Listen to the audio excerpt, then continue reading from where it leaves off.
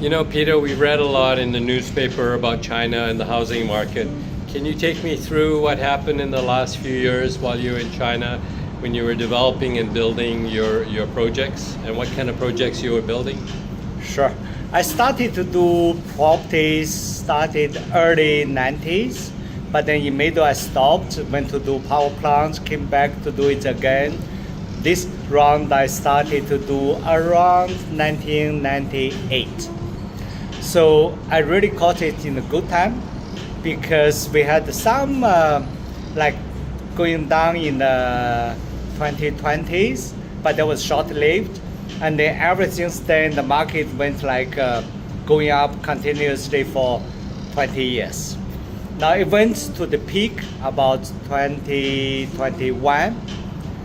It went down dramatically. So currently, you know, we're talking about the sales, the revenue is almost half of 2021. And there's a lot of oversupply. Some reckon that it will take like going at the current rate, it will take about 8 months to clear the existing unsold unit, 8 years to clear off all the land banks reserves. So that's bad. That's on the supply, and the market is there's no liquidity. But what's even worse is actually the developers. The developers is heavily geared. You're talking about the big ones like Evergrande, people knows about it. So basically you're talking about, I mean, we never know the real figure, but people guess is about 2.4 trillion for You said 2.4 trillion yes, RMB yeah. for Evergrande. And for people like Country Garden, Sonia, they're in the region, you know, like 1 trillion, 2 trillion.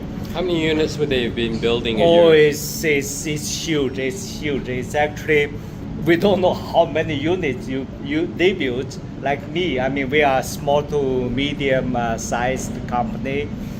We typically, a project will be like 14 high-rise, 14, 13 blocks, like high-rise, like 30 stories, 32 stories, because that's when the higher fire code comes in.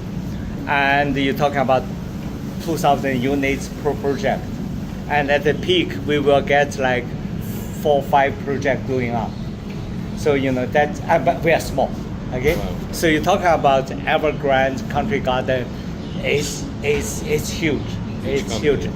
And just talking about the debt, you know, all those like top 14 privately listed companies, you're talking about over maybe 20 trillion. Just put into perspective, the GDP of China, which is the second largest in the world, I think is about 120 trillion.